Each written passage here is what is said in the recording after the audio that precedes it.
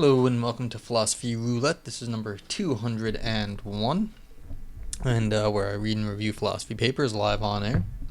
Hopefully I can get my setup working again. Yeah, so let's see what we have on the hot sheets today.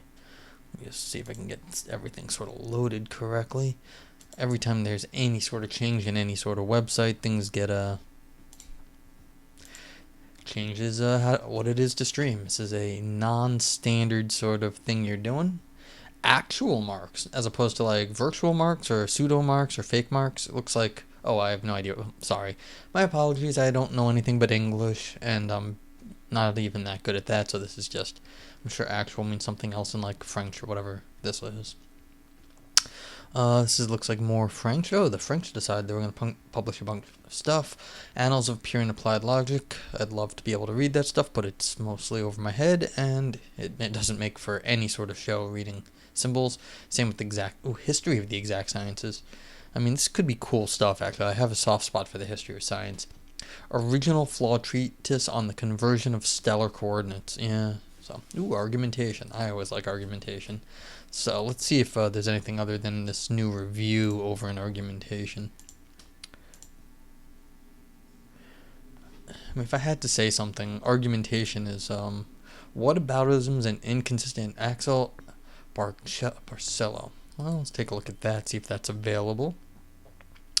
Let's see, let me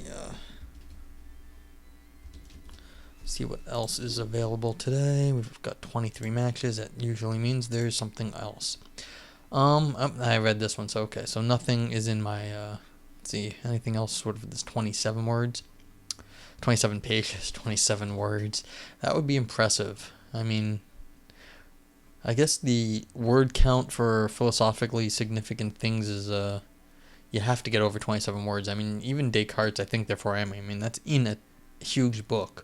So, I don't know if that actually, is there anything that would be like just a few word philosophy? I don't know. Usually it's a whole book and then people just take that whole,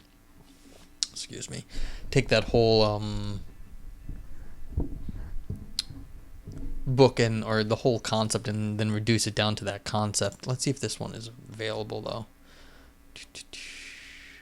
Axel Barcelo, Mexican, Institute of Philosophy, Mexico. No. So, that's too bad. I wonder if anything else from argumentation.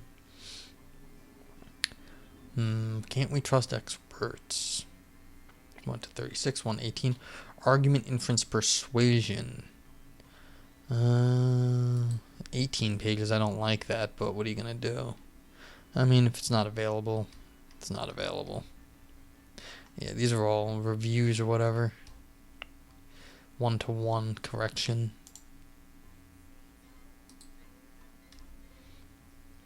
Not available. Well, let's see how bad this one looks. 22 pages. If it's like 22 double spaced pages, that's not so bad. Okay. Maybe I'll read this one. Alright, let's just see if there's anything else on the front page, and then we'll can come back to that one in a sec. I also have some save stuff from a request from a few days ago. I might do some more Deleuze because it was requested, and I take requests. So if you're out there and you want me to read your stuff, someone else's stuff, that's fine. Oh, I also got some stuff from yeah, I've got a bunch of requests. I should do those. So yeah, maybe I'll do those next after this. British Journal of Aesthetics, Crispin Wright. Oh. Comment on Dan Evers. Is Crispin Wright still around? I don't know. Let's just go see how long this is, if it has a page length on it too, because I have a soft spot for aesthetics. See if it's available.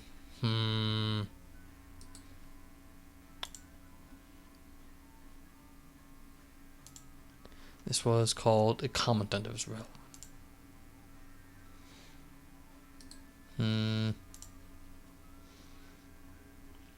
Clicky. Alright, not available. So can't do that. All right, let's see. We'll just keep going down this page. If there's nothing by the bottom, I guess we'll do that one from we'll do this one over here. So argument, inference, persuasion. Where was that? Argumentation through culture and languages. That might also be at 1 to 7. Oh my god. I love you. Let's see what this is. Not available. I don't love you anymore.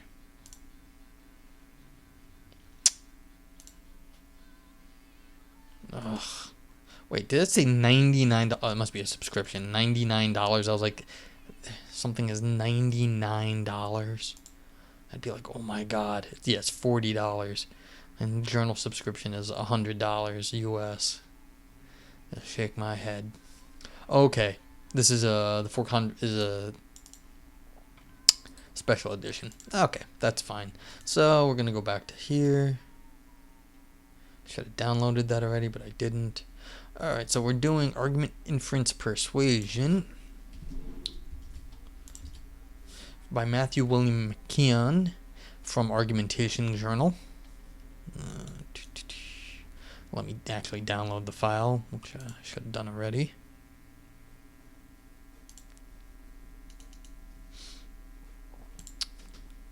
If you are joining me live, you can grab the link in the chat. You can always type !paper in the chat. If you come later and you want to grab the link, it'll pop back up. So yeah, I am live on Twitch. I've been streaming Friday afternoons lately. I hope to keep that up. Maybe it'll be more regular. I'm not sure. But yeah. So. And I take, like I say, take requests, and feel free to come in, chat, and comment, and I'll try to explain things the best I can. So, but this is my first time reading it too, so I apologize for all my mistakes and how I read everyone's names and foreign languages, and my actual language of English. Okay. Argument, inference, persuasion. 1. Introduction. According to Robert Pinto in his Relation of Argument to Inference, the typical goal of arguments is to effect an inference in the person to whom the argument is addressed.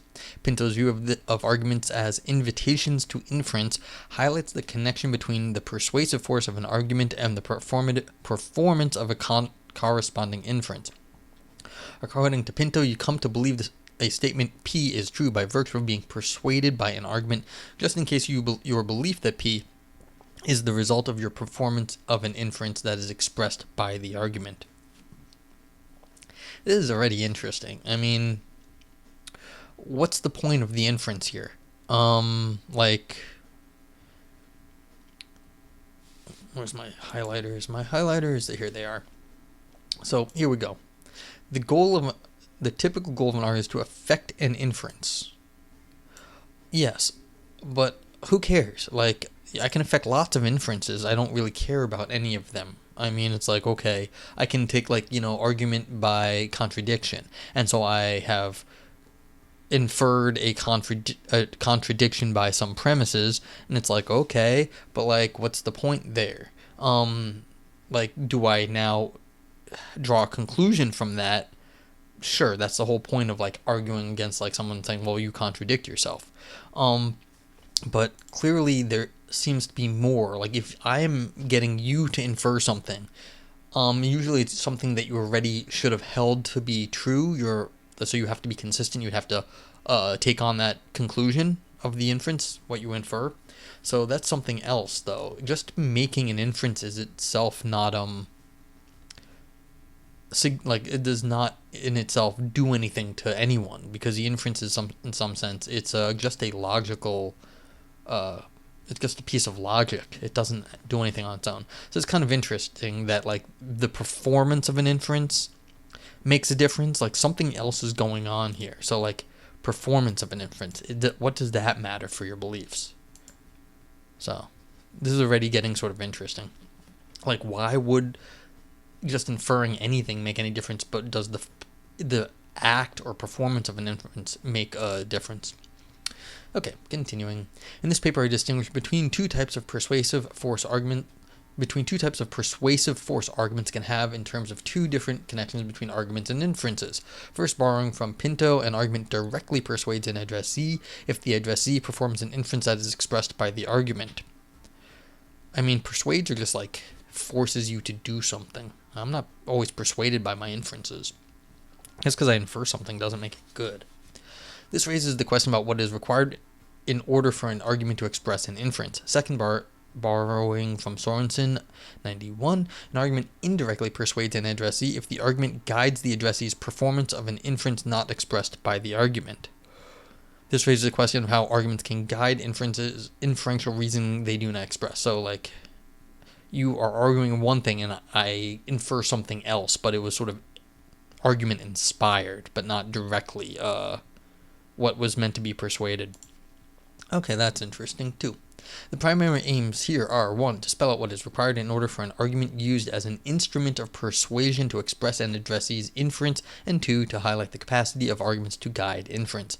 On my view, it is a belief-inducing inference that is performed when one is persuaded by the corresponding argument.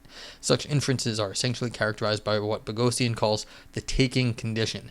The paper moves beyond Pinto 01 by appealing to the taking condition in service of aims 1 and 2 to these things.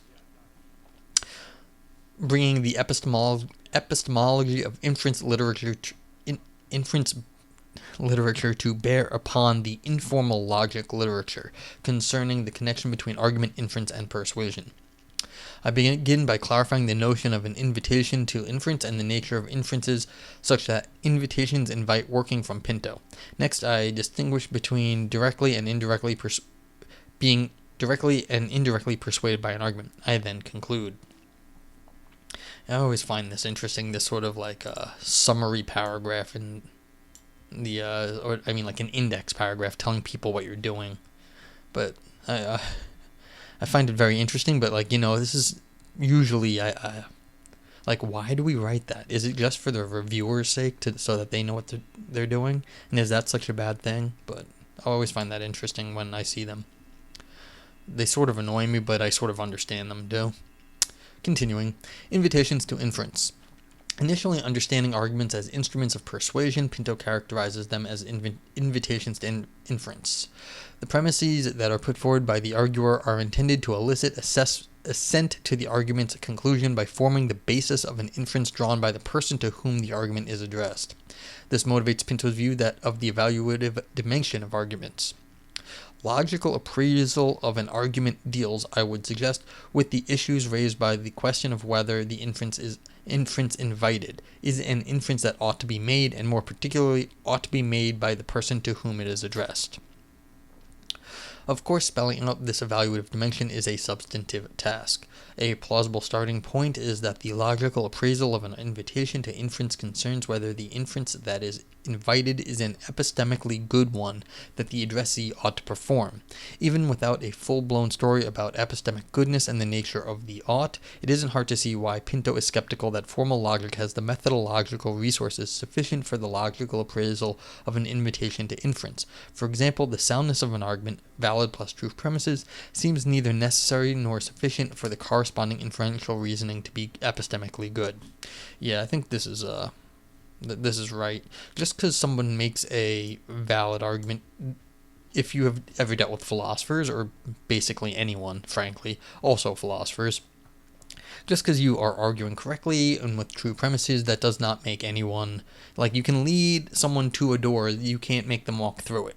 It's just like, just because everything seems like it's all formally correct, that doesn't actually mean that someone is going to adopt that line of reasoning. They can just sort of like block you out.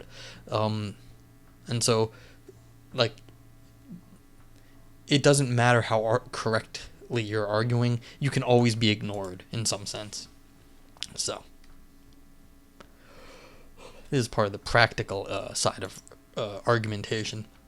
Here I am interested in clarifying when an invitation to inference is rhetorically successful. Yeah, so this is might be the interesting part. What is it to invite someone to infer something? The rhetorical success conditions of invitations to inference seem conceptually prior to their logical appraisal. For example, an invitation to inference isn't successful unless the argument used corresponds to a possible inference that the addressee can perform. If this fails to obtain, then the issue of whether the addressee ought to perform the inference doesn't arise. Here an ought presupposes a doxastic can. My consideration of the invitations to inference starts from Pinto's observation of a connection between argument, inference, and persuasion. Yep, and like I said, out there I've been making comments along the way, but please feel free, anyone watching, to chime in. Alright, so imagine a situation in which the presentation of an argument caused assent to its conclusion, but in which the addressee did not make an inference from the argument's premises to its conclusion. For example, the argument is actually too complicated for the addressee to follow, but worn down by its length and caught up in the arguer's charm, the addressee's resistance to the conclusion disappears. Would we count this as a case in which the addressee was persuaded by the argument to accept its conclusion? Caused? Yes, but not, I maintain, persuaded. The rhetorical success of an invitation to inference consists in the addressee being persuaded by the argument to accept its conclusion.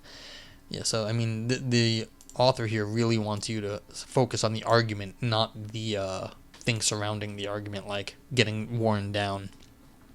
An addressee is so persuaded just in case the addressee infers the conclusion from her acceptance of the given premises. Arguments succeed when the person to whom they are addressed accepts their conclusions on the basis of their premises. Yeah, see? Premises. That's like the basis of premises. An argument fails when the addressee either refuses to accept their premises, or accepting their premises does not draw the intended conclusion from those premises. According to Pinto, the success of an invitation to inference consists of the addressees being persuaded by the argument, as this is signaled by their performance of an inference from the argument's given premises to its conclusion. To emphasize, I take Pinto to be concerned here with rhetorical success of arguments qua instruments of persuasion. Accordingly, an argument may be successful in the sense even though the addressee ought not to have performed the inference invited. I'll refer to the following as Pinto's claim. Pinto's claim. You are persuaded by an invitation to inference if and only if you perform the inference that is invited. That is, you perform the inference that it invites. Pinto's claim makes explicit that in order for an addressee to be persuaded by an invitation to inference, the addressee must perform the inference that is expressed by the argument. In the rest of this paper, I am concerned with Pinto's claim in two respects. First, in the remainder of this section, I characterize the operative notion of inference. This will clarify how arguments used as instruments of persuasion express and therefore invites inferences. Second, in the next section, I question the only if part of Pinto's claim by highlighting how an invitation to inference can indirectly persuade an addressee, even though the addressee performed an inference the argument doesn't express. I then argue that an invitation to inference may succeed in a way unaccounted for by Pinto's claim. Yeah, this is an interesting point right here. Like, if you perform the wrong inference, like what actually counts as the right inference? Like, if you do a modus tollens, but the argument has a modus ponens, is that the wrong inference? I mean, in some sense, they are logically equivalent, but not always. You could do other stuff that might not be exactly equivalent, but for the most part is equivalent, or, yeah, like, you may, like, reason incorrectly but get to the same conclusion, but it's like you got close enough. So I don't know. In what follows, I take an argument to be a finite list of statements, one of which is designated as the conclusion and the rest as premises. On this approach to arguments, an invitation to inference is the use of an argument to invite an addressee to perform an inference that the argument expresses. Hereafter, this is the notion of invitation to inference at play. An account of what makes invitations to inference so understood successful should tell us what is minimally required for an argument to express an inference. This turns on the relevant notion of inference. I now explicate a notion of inference that I call belief-inducing inference, which I take to be operative in Pinto's claim. Belief-inducing inferential reasoning is a type of reasoning Broom calls active belief reasoning, which is theoretical reasoning that concludes in one believing something and which is conscious in the sense that the reasoner is conscious of, that is, explicitly aware of, the contents of the given premise and the conclusion beliefs of the inference. This is in sync with Gaussian's characterization of inference as a relation between beliefs and reasoning that is person level, conscious, voluntary, not subpersonal, not subconscious, and automatic. This is interesting too. I mean, just this claim in itself that you actually understand what you're doing when you're inferencing, when you're reasoning. Because sometimes I've heard people claim this before, that basically what we think we're doing is not what we're actually doing, because like the brain does something. They have like brain studies that says like when people reason, it shows up in the brain, like something happens in the brain, and then people like have some sort of conscious recognition of it afterward. So you can, like, is your reasoning, like your conscious understanding of it, is it actually voluntary? I don't know, but like this claim itself might be substantive. So let's see what the author says. For example, if you accept that if Beth drinks beer just before dinner, then she doesn't want dessert just after. You notice too that Beth is drinking beer just before dinner. You infer that Beth does not want dessert just after. Because you believe this, you don't cut her a piece of pie when serving dessert. The reasoning here exemplifies a transfer of certainty from the acceptance of initial starting points to the acceptance of the conclusion. This cognitive import turns on your taking statements 1 and 2 to support the conclusion and performing the inference because of this fact, which makes 1 and 2 reasons for which you believe the conclusion. I mean, this is all like a whole bunch of philosophy like in the 20th century was wondering exactly why. I mean, I always go back to the more like, this is a hand. Hands are external things. Therefore, external things exist. Therefore, the external world exists. I mean, it seems it's kind of a sore rights in some sense. It's like you start with something that you think you know, and then you have to get to the conclusion, but is the conclusion really as certain when the conclusion isn't as certain as the premises, or is the conclusion is more certain than the premises? You like this transfer of certainty, which direction's it really going? I'm not entirely sure. But yeah, I mean, this is for the most part. I shouldn't really complain about this. This is just my complaints about like the state of the world. This is this area here is I think pretty standard fare. Pinto's claim says that you are persuaded by an argument if and only if you perform an inference that is expressed by the argument. That the addressee must perform a belief-inducing inference in order to be persuaded by the corresponding argument accounts for why such persuasion registers the additional belief or an increase in credence of a belief acquired by some other means. Belief-inducing inference is essentially characterized by what Boghossian calls the taking condition.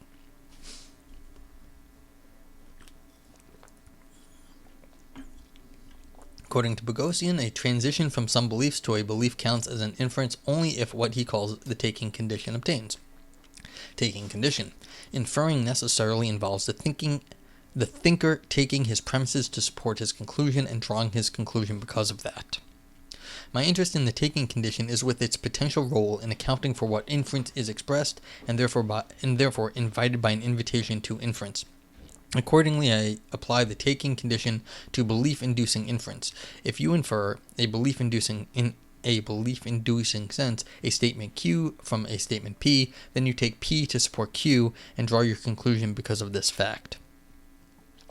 The taking condition grounds the cognitive import of belief-inducing inference. If you infer Q from P in a belief-inducing way, then there is a transfer of credence from your acceptance that P to your acceptance that Q, because you take P to support Q and perform the inference because of this fact. If you reason from P to Q and there is no transfer of your credence from your acceptance that P to your acceptance that Q, then either you didn't take P to support Q, or you did, but you didn't reason to Q from P because of this fact.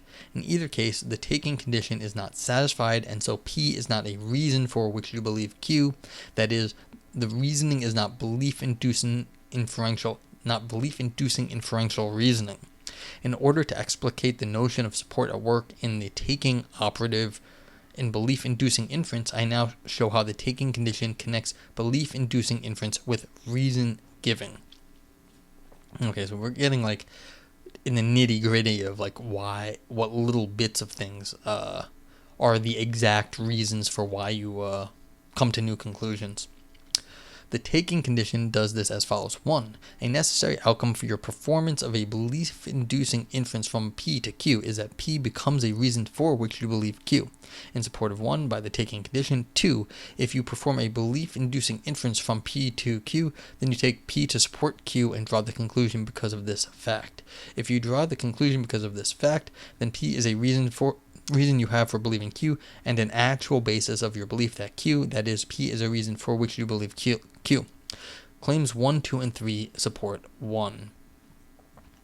I wonder about this because, what's the difference between the meanings of the terms here?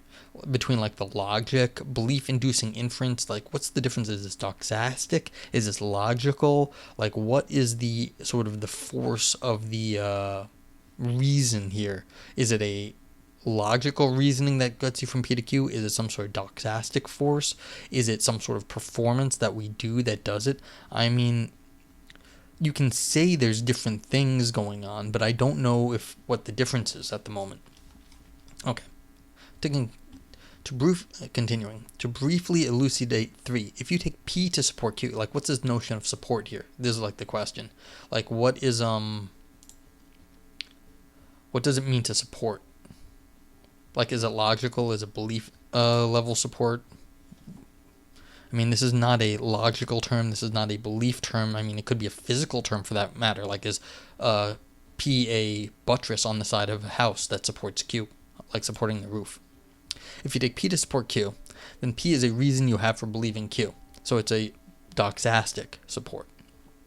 Here I follow Audi in understanding a reason S for believing something as personal, but not necessarily normative. So now we're getting out of belief, but not normative. So we've got, again, a different notion going on here. That is, S has a reason to believe P for believing a statement Q. When S believes P and believes that P is a reason to believe Q, even if P isn't actually a reason to believe Q, that is, S's belief that P is a reason to believe Q is false. So not Q. For example, you and I see and thereby believe that Beth's car is in the driveway. That Beth's car is in the driveway is a reason I have for believing that Beth is not at work, because I also believe that whenever Beth's car is in the driveway, she is not at work. Given my background belief, I take Beth's car is in the driveway to support Beth is at home. However, I could be wrong. Suppose that, unbeknownst to me, Beth started carpooling to work. In such a case, there is that her car is in the driveway is not a reason to believe that she is at home. You have no background beliefs that bear one way or the other on the connection between the whereabouts of Beth's car and her being at work. You do not take Beth's car is in the driveway to support Beth is at home, since the former is not a reason you have for believing the latter. The taking condition grounds the deductive-inductive distinction in terms of inferences and not arguments. And an inference is deductive only if the inferrer takes the premise to conclusively support the conclusion. For example, consider the following basic argument pattern of an appeal to popular opinion. It is widely held among the population P that little p, the population, big population P, therefore P is true. Suppose that for a given instantiation of the population P and the conclusion little p, Beth and Kelly both infer the conclusion from the premise. Beth takes the premise to conclusively support the conclusion. However, Kelly takes the premise to be inconclusive, abductive support for the conclusion. That Beth and Kelly's inferences are different is partly explained by the fact that they take the premise to support the conclusion in different ways, conclusively and inconclusively, respectively. Beth's deductive inference may well commit the ad populum fallacy because she accepts the premise as a conclusive reason she has to believe the conclusion. However, where the members of P are in a position to know about the conclusion P, or whether the best explanation of the prevalence of the belief that P among the population P is... Oh, come on, man. Should have made the Q here. That's true. Kelly's inference, qua inference to the best explanation, may well be cogent. I don't have space to defend Boghossian's appeal to the taking condition in this explication of the nature of inferential reasoning. The significance of the taking condition here is that it accounts for an argument's expression of an inference. An argument expresses a reasoner's inference just in case the reasoner takes the premise to support the conclusion and performs the inference because of this fact. To illustrate, consider the following argument A. 1. If Beth is at home, then her car is in the driveway. 2. Beth's car is not in the driveway. Therefore, 3. Beth is not at home. Suppose that Kelly, Page, and Shannon perform deductive belief-inducing inferences from the premise to the conclusion. Kelly, untutored in logic, performs her inference on the basis of her intuition that seems right. She does not recite or conceptualize her reasoning process, nor does she intend that her premise beliefs support the conclusion belief in any one specific way as opposed to another. However, Page and Shannon both recently completed formal logic courses. Page reasons via modus tollens. Shannon never learned modus tollens. She reasons as follows. By contraposition, she infers from 1 that Beth's car is not in the driveway, then Beth is not at home. From this, and 2, she infers by modus ponens. So this is the exact question I had from earlier. I'm happy that I said something reasonably smart, because the author was worried about it. So yeah, you might have non-formal reasons, and then you might also have formal reasons, but then of course the question is, do the formal reasons just track the correct non-formal reasoning, or vice versa?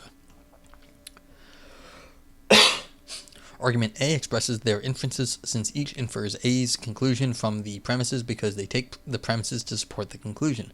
This is compatible with their cognizing their inferential roots from the premises to conclusion in different ways, or as with Kelly, not at all.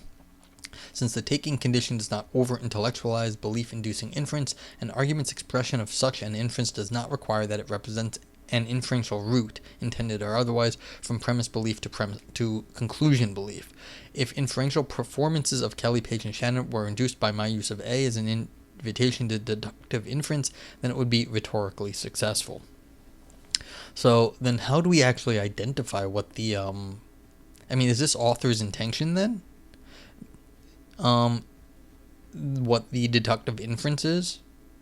Because the fact that there is no formal thing that the particular people have to glom onto to get right in the argument, because they can all be different, then is it the intention of the argument that they are glomming onto? What is the exact expression, what's being expressed by the argument then? I don't know. So to summarize, Pinto's claim tells us that an addressee is persuaded by an argument if and only if she performs an inference that the argument expresses. Plausibly, such an inference is belief-inducing and so is essentially characterized by the taking condition. This motivates thinking that an argument expresses a reasoner's inference if and only if the reasoner takes the premises to support the conclusion and infers the conclusion from the premises because of this fact. Therefore, appealing to Pinto's claim, an addressee is not persuaded by an invitation to inference unless the addressee takes the argument's premises to support the conclusion and performs a belief-inducing inference from the premises to the conclusion because of this fact. Let me just reread this real quick. Yeah. Okay. A typical informal logic textbook characterization of arguments distinguishes premises as the reasons being offered by the arguer for the conclusion. A rationale for this is clear with respect to invitations to inference. Recall that you take P to support Q if and only if P is a reason you have for believing Q. Plausibly, the premises of an argument used to invite a belief-inducing inference are advanced by the arguer as reasons the addressees have for accepting the conclusion. Therefore, in order for an addressee's inference to be expressed and therefore invited by an invitation to inference, the addressee taking has to be in sync with the nature of the support the arguer intends. So yes, it isn't an intends over here. The premises to provide the conclusion. For example, the addressee's inductive inference is not invited by an invitation to inference that invites a deductive inference. In short, you perform the inference that is expressed by an invitation to inference if and only if you take the premises to support the conclusion in the way intended by the arguer, for example, conclusively or otherwise, and draws the conclusion because of this fact. Okay, so this is interesting because it says it has to do with arguer's intent all of a sudden. Okay. Let's see where this is going then. Direct and indirect. What's it called?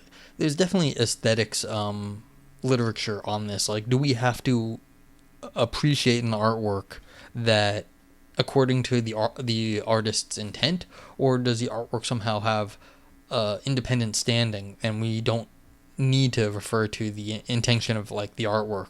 And then do we get the point or the force of the art? Where does it lie? Is it what the original artist intended, or is it something else? So, something to be said along those lines here. Like, so we could talk about the aesthetics of rhetoric.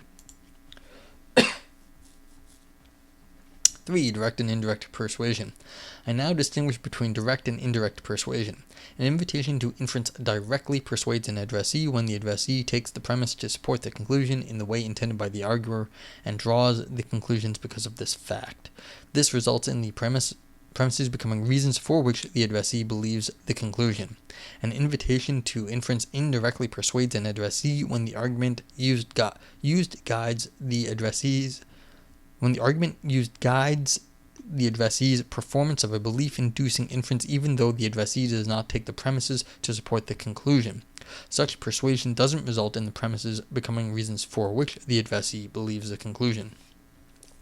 This is the indirect. So you bring up a bunch of reasons. The addressee doesn't reason according to the things that were brought up, but still, the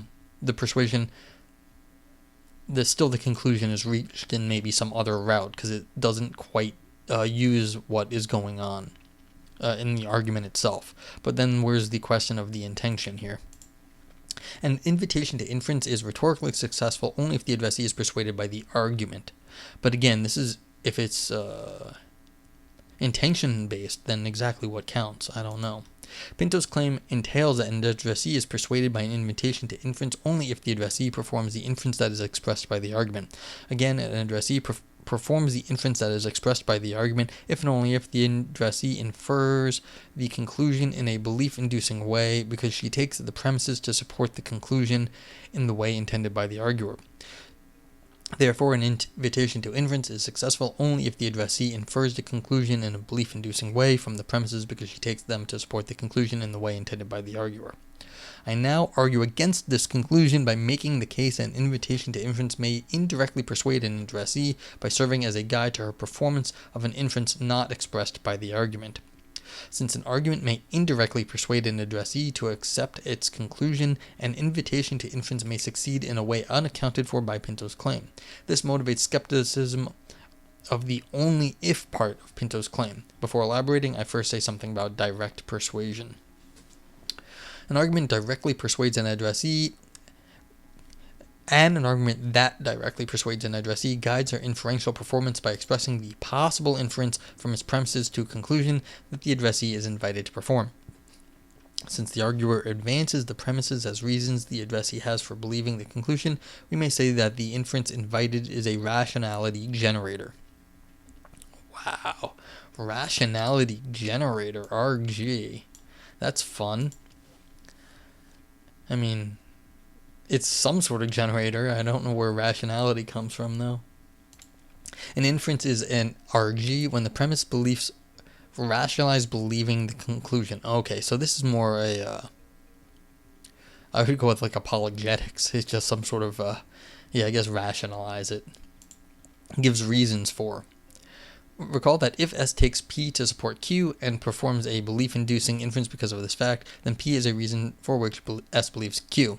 Such an inference is a RG when S, being in the antecedent mental state of believing P, rationalizes the formations of S's new beliefs in Q by virtue of S believing P, making it rational for S to believe Q.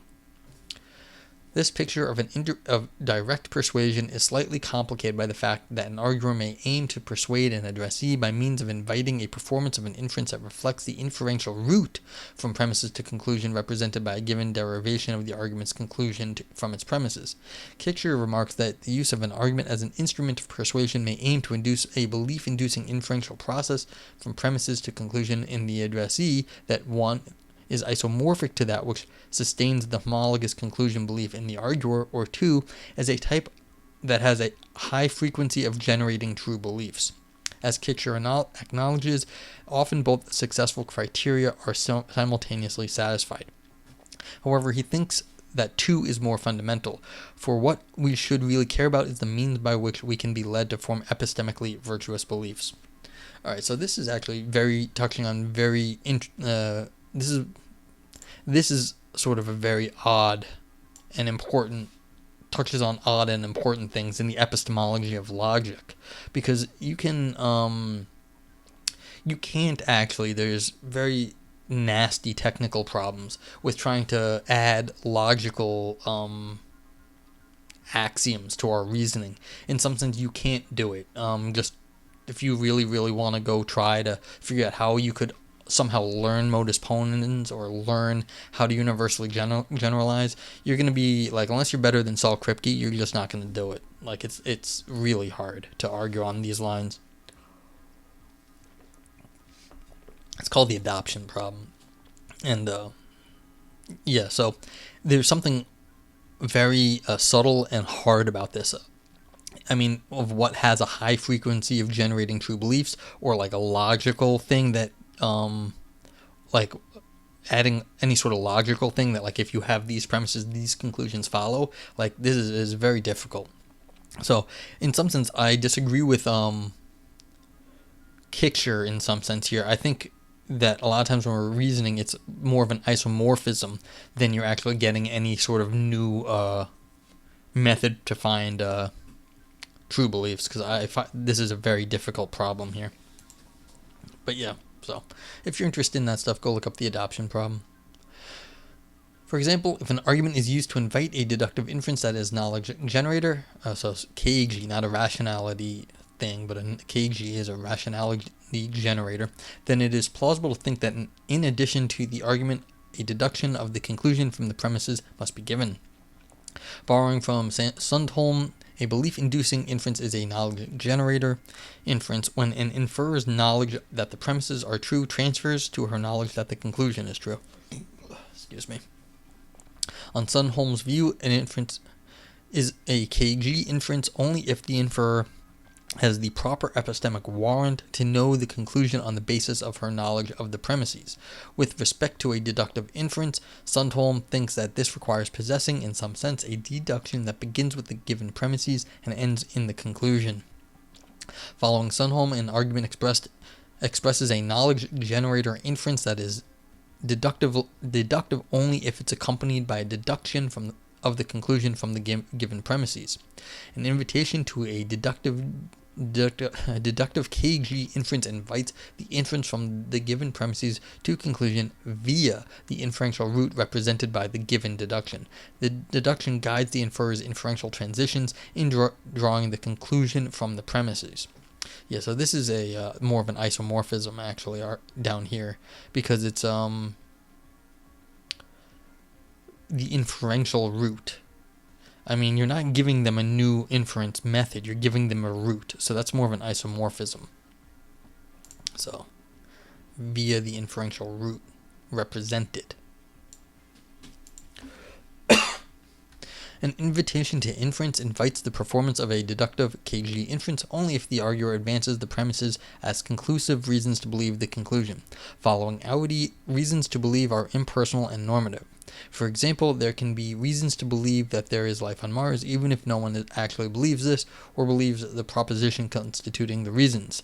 Plausibly, if an invitation to inference invites the performance of a deductive KG inference, the premises must be conclusive reasons for which the arguer believes the conclusion. This motivates the normative requirements that an invitation to a deductive KG inference isn't good unless the argument takes the premises to conclusively support the conclusion. In support, an argument can't express a KG inference, indefeasible or otherwise, unless its premises justify the truth of the conclusion. Accordingly, an arguer that uses an argument as an invitation to a KG inference advances the premises as a reasons addressees have to believe the conclusion as opposed to reasons for believing the conclusion, which, as previously discussed, are personal and not necessarily normative.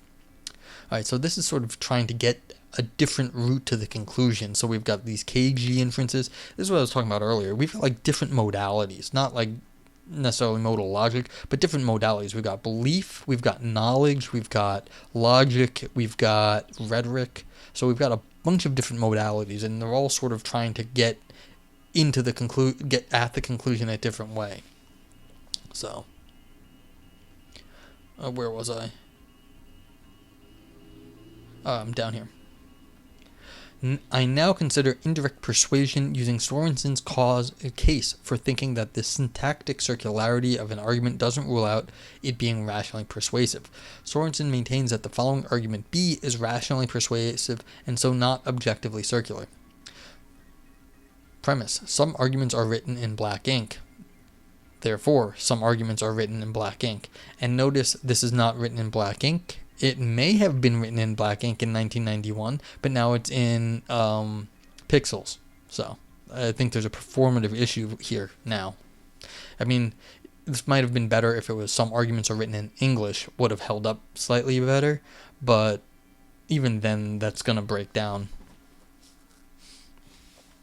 He holds that since the argument exemplifies the truth of the conditions, it isn't defective. Yes, he exemplifies. This is a performative argument right here.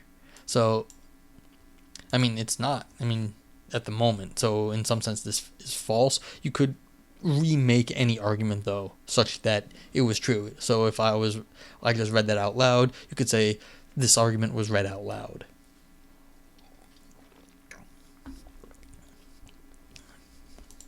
Since B itself constitutes an ontic reason for accepting the conclusion, B provides the basis for rational accepting the conclusion.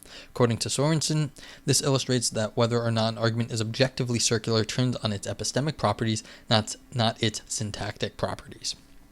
I don't know if this might be a little too fast, but I mean, you could accept that for now.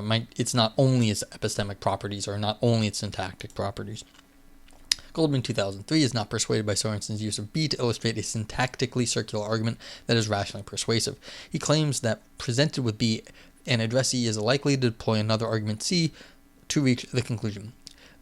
So this is C, I guess. The displayed argument B is written in black ink. Therefore, some arguments are written in black ink. Okay, so this is doing a logical operation. Here, argument C is epistemically sound, the conclusion logically follows, and its premise is supported by the perceptual evidence that B is written in black ink. Goldman remarks that it is highly plausible that C is what a reader would think to himself in reasoning it to the indicated conclusion, and this mode of reasoning or inference is unobjectionable. Of course, the premise of C refers to B, so B does not get appealed to in the reader's thought process. Goldman concludes that it is clear that a inspector of B can become rationally persuaded of B's conclusion, but not so clear that this is via an inference that uses B. So this example does not clearly identify a non-defective argument with the syntactic form P, therefore P. Note that the circularity of B rules out its successful use as an invitation to inference with the aim of directly persuading the addressee of its conclusion because it fails to express a possible belief-inducing inference. Let me read that again. Note the circularity of B rules out its successful use as an invitation to inference with the aim of directly persuading the addressee of its conclusion because it fails to express a possible belief-inducing inference. It can't express such an inference since the premise and conclusion are one and the same. So if the belief-inducing inference must be performed in order to be rationally persuaded by B, must be expressed by B, then B can't be a rationally persuasive argument. I don't know, because it depends what you count as rationally persuasive inferences. Like, who gets to define what counts as a logical inference? We've been going over modalities this entire paper. And so maybe maybe there is an inference in one of these modalities that allows for such things. I feel like this is sort of begging the question. This is going against Goldman and not necessarily against the author here. I mean, this is this is a very reasonable position the author is taking, but I don't like Goldman's reasoning here, because this is forcing a logical argument onto something that might not be a logical, this is forcing an existential generalization from the argument B to some arguments. There's nothing that says that this is what actually happens in someone's head. I mean, you could go do some experimental philosophy and see, is this exactly how people are reasoning? But I don't think it matters, because who knows if this is what people do, or who cares? Who's to say that it is not an argument from a premise to conclusion when there is only one step between premise and conclusion? I don't know. What would that claim actually amount to? This is what I was talking about, the adoption problem earlier. Who gets to set what counts as logically fundamental? I don't know, but like that's really a hard question to ask. So, hard question to ask and hard question to answer. Okay, continuing. However, as Goldman admits in the first quote above, the inference expressed by C does appeal to B. Plausibly, B serves as a guide to the inference by virtue of providing the evidence for the starting point and by providing the endpoint, that is, the intended conclusion. Loosely, argument B guides the rational belief-inducing inference expressed by C.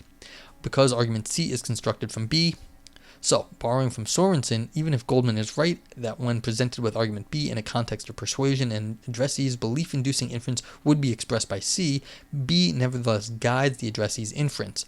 Argument B indirectly persuades the addressee of B's conclusion. Okay, so the author here has done basically what I was arguing in the logic, in the informal logic, so by indirectly persuades. So I'm on board with the author right here. There are many forms of indirect persuasion that do not bring self-referential arguments into play. For example, suppose that a classical logician advances the premise of the following disjunctive syllogism D as a conclusive reasons for an addressee S to accept the conclusion. The keys are in the kitchen or in car. The keys aren't in the car, therefore the keys are in the kitchen. Further, suppose that unbeknownst to arguer S... Further, suppose that unbeknownst to the arguer, S is a power-consistent logician who thinks that although D is deductively invalid, it provides strong but non-conclusive reasons for S believing the conclusion, in part because S thinks that the situation is consistent and thus there is no truth value glut. Alright, so basically this is an argument by disjunctive syllogism. I just want to explain what's going on there because not everyone might know this. You're doing an argument by disjunctive syllogism, but there's a classical logicians allow for disjunctive syllogism. Power-consistent logicians might not allow this rule of logic, of classical logic in their system, and so they deny this, and so the conclusion does not follow from the premises as it does in the classical case, but they still think it's maybe, even though it doesn't follow logically, they might also hold that it follows 99.999% of the time. And so then it's still there's no real reason to doubt it. Okay, something like that. S accepts that the premise on the basis of the arguer's testimony and infers in a belief-inducing way the conclusion. However, D doesn't express S's inference since S does not take the premises to support the conclusion in the way intended by the arguer. Nevertheless, S is indirectly persuaded by D since the argument displays non-conclusive reasons for which S accepts the conclusion. Here is another example of indirect persuasion. To save space, I'll use propositional variables. Suppose an arguer advances argument E as an invitation to inference. Okay, so we've got, this is P or Q, P then R, Q then R, therefore R. So this is a disjunctive syllogism basically. Or, I don't know what you call this anymore. I'm losing it. Further, suppose, but I mean, it would follow classically that both P and Q imply R, and then so the P or Q also implies R. It's just a De Morgan's. Further, suppose that the addressee explicitly takes the premises to support the conclusion, that is, S accepts the premises are reasons for her to believe the conclusion. However, S believes P or Q only because she believes P. S infers the conclusion from her belief that P and P implies R, following modus ponens inference rule. E does not express S's inference. Although S takes E's premise to support the conclusion, she doesn't perform the inference because of this fact. The argument that S expresses S's inference is derived from E via S's premise pruning. Intuitively, E guides S's reasoning since it provides its endpoint and a starting point that licenses her use of modus ponens. So basically, this one's saying, look, someone is telling a person this argument, which is classically valid. That person doesn't actually believe this argument, but they also believe P, like independently. So this person believes P on their own, and then by getting this P implies R over here, then they can get to the conclusion R. Because once you have P and R, then P implies R, then you can get from P, you can get to R by modus ponens. So by getting this argument here, they can also, by using their independent premise P, get to the same conclusion. So premise pruning or whatever. In agreement with Sorensen, the explicitly circular argument B can be successfully used as an invitation to inference by virtue of guiding the performance of an epistemically sound inference that it does not express. In such a case, the addressee is indirectly persuaded by the invitation to inference. However, against Sorensen, this doesn't require that B be non-defective. This is because defective arguments may guide the performances of epistemically sound inferences that they do not express. Therefore, in agreement with Goldman, that B can be successfully used to rationally persuade in an indirect way an addressee of its conclusion does not show that it isn't objectionably circular. To elaborate by way of another illustration, consider the following. Suppose that an arguer uses argument F as an invitation to inference to persuade an addressee of its conclusion. Kelly, Paige, Shannon, Beth, and Matthew need a ride to the beach.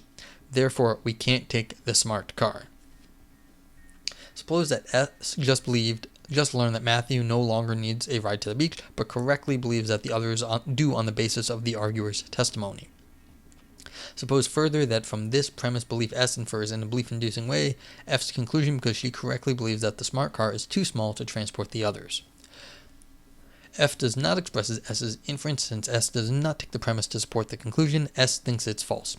Nevertheless, S is indirectly persuaded by F. The argument guides S's inference. In conjunction with S's background beliefs, F generates the starting point via premise weakening and provides the endpoint, which is F's conclusion.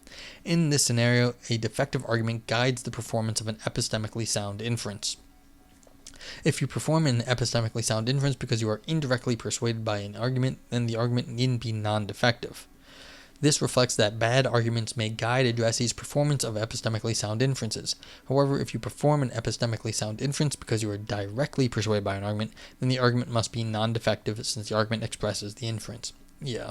I mean, a lot of times you hear someone argue something stupid and you'd be like, I could do that a lot better. And so in that sense, you're being guided by the bad argumentation, but you're doing it better, so you're just like, okay. I mean, I was asked to review a paper, and I'm just like, there's a few spots in this paper where I'm just like, yeah, it's just clearly wrong. Like, if you don't understand what's happening, the argument's just clearly wrong. If you take it like sort of prima facie, but I understand what's going on, so it's like they have a crappy argument, but like it's fixable. It's like easily fixable. I'm just like, why can't you have done this yourself? But you now have to correct your paper. But it's just because it's a bad argument doesn't make it wrong in the sense. It just means the argument has to be fixed. Thank you for the follow, Jack Steele, if you're still here. I appreciate it. I just saw that now. In sum, these illustrations suggest that if an invitation to inference provides at least one starting point, and the endpoint of an addressee's inference, which is the conclusion intended by the arguer, then it guides the reasoning even though the inference performed may not be invited. By virtue of serving as a guide to the addressee's inferential reasoning, the argument indirectly persuades the addressee to accept its conclusion. This makes the invitation to inference rhetorically successful. One may question whether an invitation to inference need be an argument or whether it must provide the inference's conclusion in order to invite the inference. I don't have space to elaborate. What I am pointing to here is that the phenomenon of indirect persuasion highlights the persuasiveness of an invitation to inference, and therefore its rhetorical success turns on the psychological makeup of the addressees, for example, their belief sets, and not merely on the intentions of the arguers or the contents of their arguments. This is in sync with the argumentation motto, know your audience. Yeah, so even though I think there were some bumps earlier where I wasn't quite understanding where this author was going, this is basically a very reasonable conclusion. I don't want to say reasonable. This is like this conclusion is very this is smart because they went and what they did was, and I'll talk about this in a sec at the end, but they went and showed that there's a bunch of different ways that you could get to the right answer. It's not just one way. And so you don't have to go the formal logic way in some sense. All right, conclusion. To summarize, 1. An invitation to inference is rhetorically successful only if the addressee accepts the conclusion because she is persuaded by the argument. By Pinto's claim 2, an addressee accepts the conclusion because she is persuaded by the argument only if she performs the inference that was invited, that is, the addressee performs the inference as expressed by the argument. From 1 and 2, it follows that 3, an invitation to inference is rhetorically successful only if the addressee performs the inference that is expressed by the argument. Invitations to inference invite belief-inducing inferences, which are essentially characterized by the taking condition. This motivates understanding 3 as 4, an invitation to inference is rhetorically successful only if addressees take the premise to support the conclusion in the way intended by the arguer and draw the conclusion because of this fact. However, an addressee may be indirectly persuaded by an argument even though she doesn't take the premises to support the conclusion in the way intended, or she doesn't draw the conclusion because of this fact. Given 1, and given that the indirect persuasion is a form of persuasion, 4 and so 3 seem false. This motivates the skepticism of 2. An invitation to inference may be rhetorically successful by indirectly persuading the addressee to accept the conclusion. The taking condition grounds the difference between direct and indirect persuasion. If an addressee is directly persuaded by an argument, then the addressee takes the premises to support the conclusion and infers the conclusion from the premises because of this fact. An addressee is indirectly persuaded by an argument, then it is not the case that the addressee takes the premise to support the conclusion and infers the conclusion from the premises because of this fact. I end with 2 quick takeaways. First, an addressee may be directly persuaded by an argument by drawing its conclusion from the premise in different ways. This is the crux of what I was saying earlier. What kinds of ways are these? Seem like different modalities to me. This runs counter to characterizations of arguments according to which the reasoning from premises to conclusion is an essential feature of an argument. Second, an argument that isn't epistemically good may indirectly persuade an addressee by inducing her to perform a corresponding inference that is epistemically good. An epistemically bad argument may function to rationally persuade an addressee of its conclusion. In such a case, the evaluative dimension of the argument do not ground the normative quality of the corresponding inference. Okay, so I like this paper. I somewhat agree with the conclusions here, but what I'd like to say is just that right here in this last 2 sentences, I think it shows what's going on. We've got epistemics, we've got concepts of rationality, we've got evaluative dimensions, we've got normativity, and then we've got also inference. So we've got a bunch of different concepts all sort of working together in reasoning and in persuasion and logical argumentation. And so what the author did, the structure of this paper, if you will, is it lays out the premise of basically how you effect an inference and what the performance of an inference is. And then it says it takes this sort of very narrow sort of logical view that you have to have the intention of the arguer, which is a very sort of specific logical thing. And then it shows you time after time that there's other ways around it. In some sense, there's other ways of reasoning, different modal avenues that you could go down that could also get you to the same conclusion. And so it's a death by 1,000 cuts, or sort of it's a surrounding. That's more, I should say, it's more of the argument is, it's a sort of you're surrounding the argument here. You're showing that where these people want to go one way, say this is the right way, you're getting surrounded by a whole bunch of different things on different sides, different modalities, different ways of reasoning, to show that there's different ways that this could have happened, and there's not just one path here, not one sort of inferential path that you had to take.